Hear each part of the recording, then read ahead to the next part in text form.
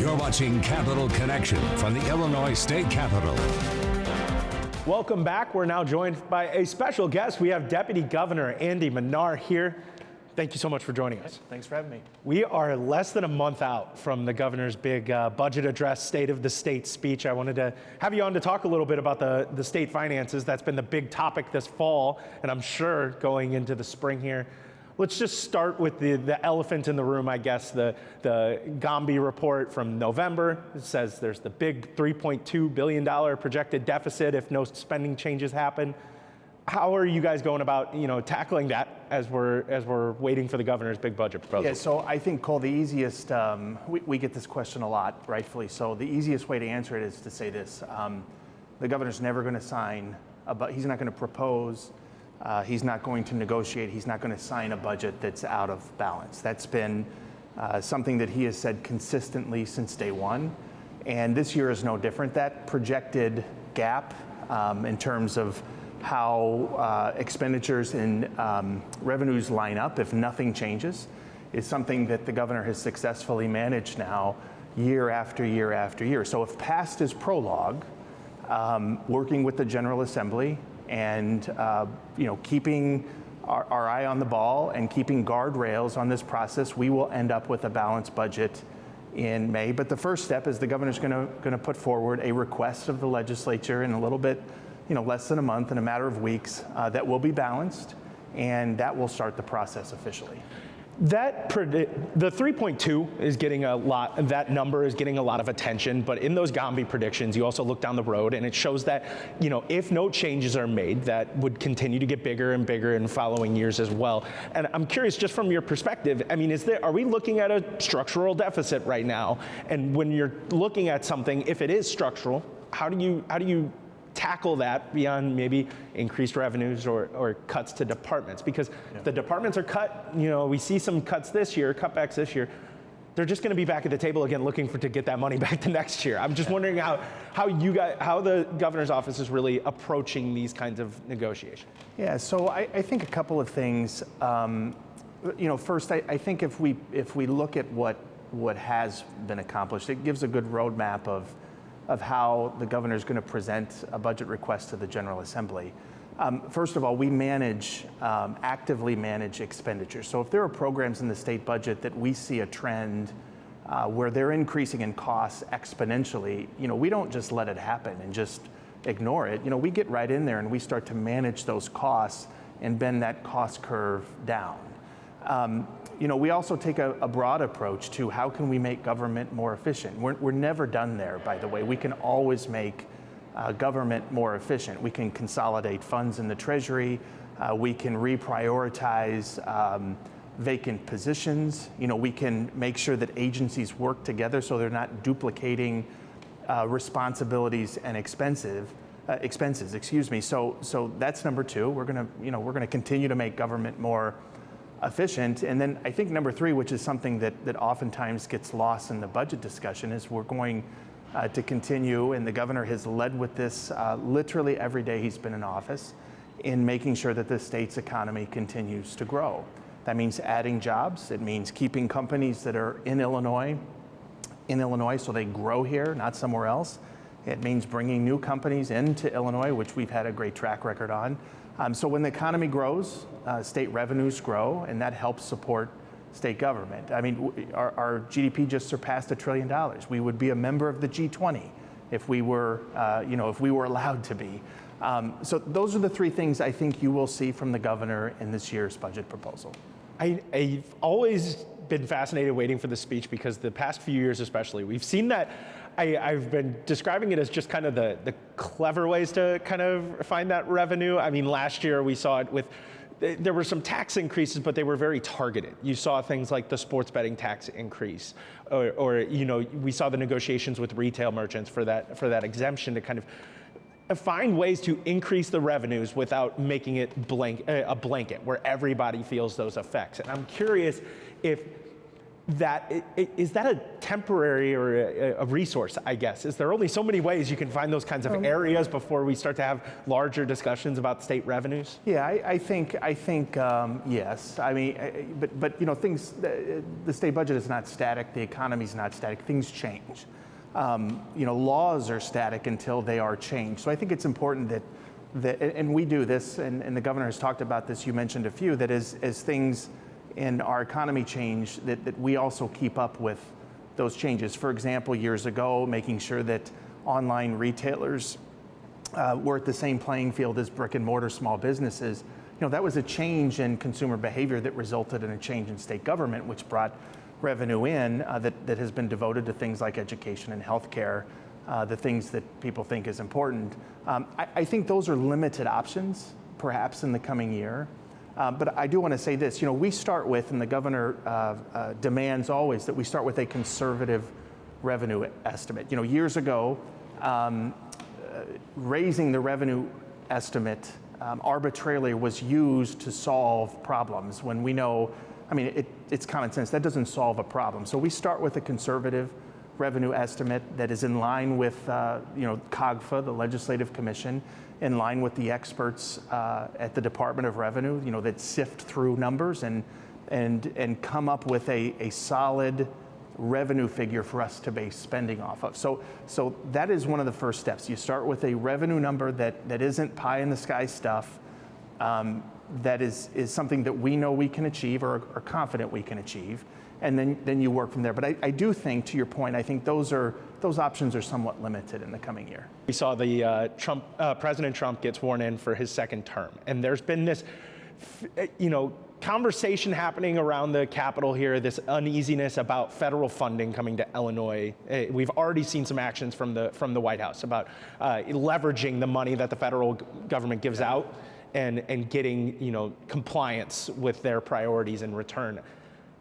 Is there merit to that? Is there concern going forward that some of the federal money that agencies across the state rely on could be up in the air, or maybe not as rock solid as it's been in recent years? Yeah, I will tell you this. I have never seen, in my years doing this work here on the state budget, I've never seen the level of uncertainty that exists today. And I wouldn't peg it as much to federal programs that state agencies rely on, because most of the programs that are funded by the federal government that come to state agencies, they're the agency is the pass-through. Those programs end up with people, right? With families, with health access to health care, for example, with the expansion of the ACA that was undertaken years ago by Illinois, which has been nothing but a success.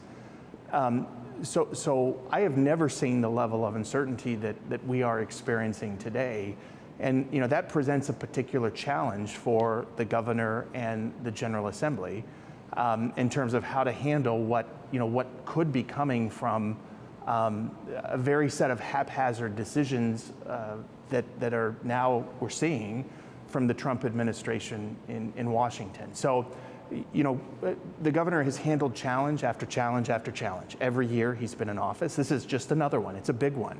But I think it's worth noting that if there are massive changes that are happening at the federal level in terms of federal revenues coming to the state, that I think people equate that, well, the state government is going to suffer, and I would propose something different. I would say that people are going to suffer because those federal revenues support programs that people rely on in the state.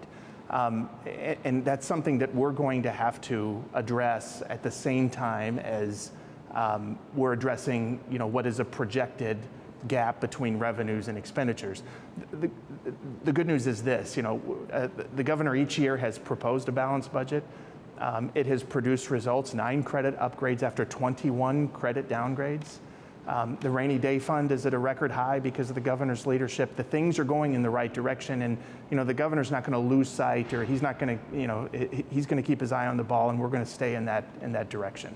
With something so volatile, though, in that way, I mean, you're making a budget that needs to be passed by the end of May for the rest of the fiscal year, and I know there's always those adjustments being made throughout the year, and there's the revenue, as the revenue comes in, you have to make those adjustments. But I mean, how do you budget for that kind of situation that is so different from the regular, I guess, variables that you take into consideration with the budget? You're not normally factoring, I guess, you're not considering that the federal government money as much as the volatile piece of this equation. Yeah, I mean, normally federal funds are relatively steady. I mean, there's some aberrations, but they're relatively steady year to year. This year, there's a lot of unanswered questions today on what those federal funds could look like tomorrow or 6 weeks or 6 months from now when we start the new fiscal year. So you're absolutely right. And that's why I said earlier that the level of uncertainty today, and it's just not for state government, it's for business, it's for local governments, it's for federal funding attached to road projects, you name it. There's a level of uncertainty in just a matter of days after President Trump took office that we're all dealing with now, and it will have consequences, no doubt.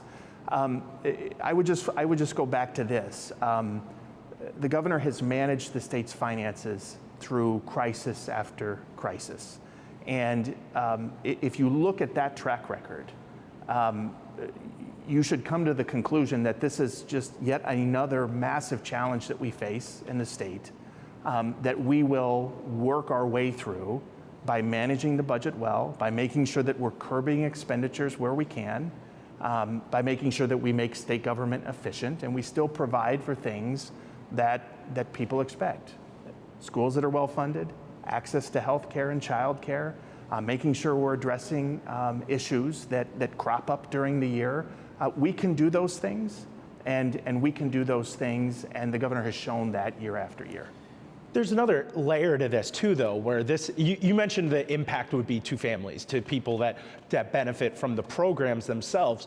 But there's another layer to this where it's ideological. There's this ideological fight at the kind of center of that. If this money does get leveraged in that way, and it stems from the governor, from the governor's administration, from the legislature here in the Capitol, what happens in this building, and the ideological differences between here and DC in that way. And that's different from what we've seen from some of those other fiscal challenges where there are always that ideological element, but it's the morality or the decisions of making the fiscally right decision and what needs to happen in the moment. I guess that can be seen no better than in COVID, for instance. But does that adds that another layer of complexity to it, right? Oh, it without question. But I want you to think about the contrast of what happens in Illinois versus what's happening in Washington D.C.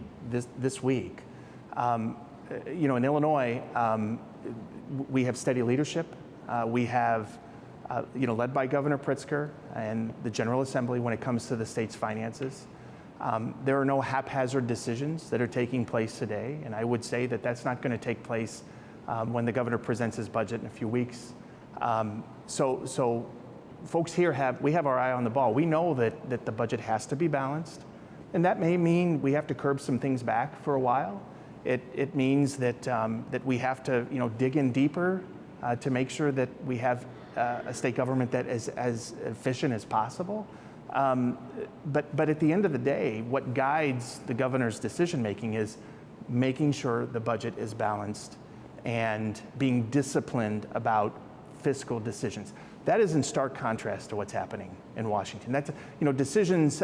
Just in a matter of days, it's very clear that those decisions are being made on whims, or retribution, or punishment of blue states, or just how people feel. One man gets up in the morning and he makes a decision based on feelings rather than what's best for a particular state or the American people at large.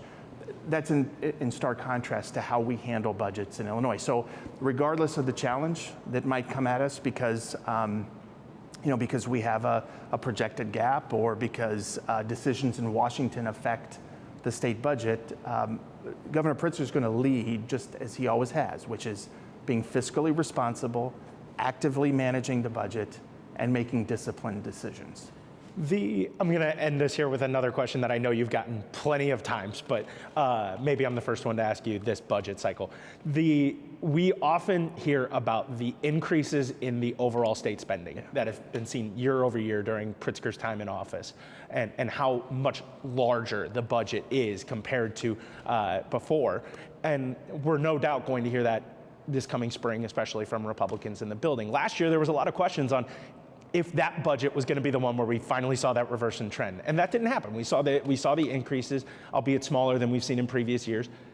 Is this the end of that trend? I mean, is it possible to look at a $3 billion deficit, projected deficit, I'm sorry, and still look for that kind of increase in overall spending for the state? Yeah, I do hear this a lot, and I think about it this way. I hear the number 39 billion, which was about where the budget was several years ago, post Governor Rauner.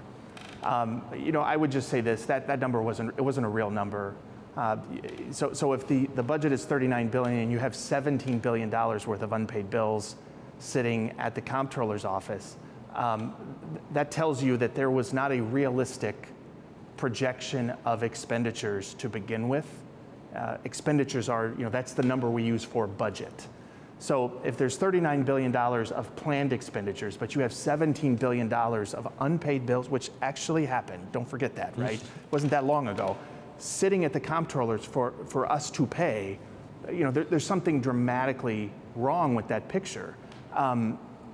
Governor inherited all that. So, while we take conservative revenue estimates, which is opposite of the previous administration, while we, make sure that we account for things like the full pension payment up front, which is different than the previous administration, while we say, we're going to prioritize making sure that pre-K through 12 education is of the highest priority in the state, which is different than the previous administration.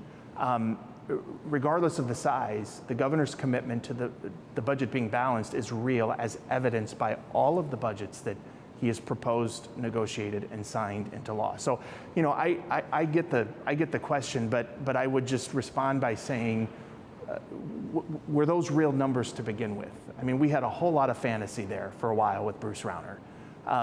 So when a budget's $39 billion, but you have a little bit less than half of that amount in unpaid bills sitting at the comptroller as warrants for money that has already been spent by the state, I would say that $39 billion wasn't actually a real reflection of what was being spent in state government.